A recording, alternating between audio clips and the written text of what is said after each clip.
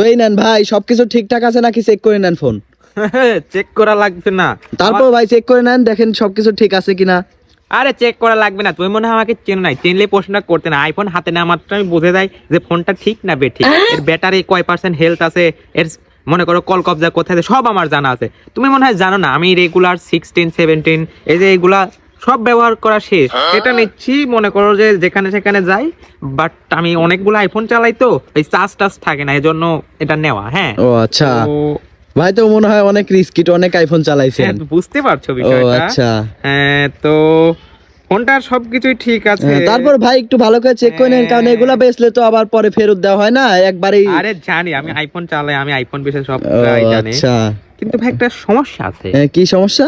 মানে আমি সব অ্যাপসই খুঁজে পেলাম, হ্যাঁ। কিন্তু ভাই প্লে স্টোরটা তো কোথাও খুঁজে পাচ্ছি না। মাদার।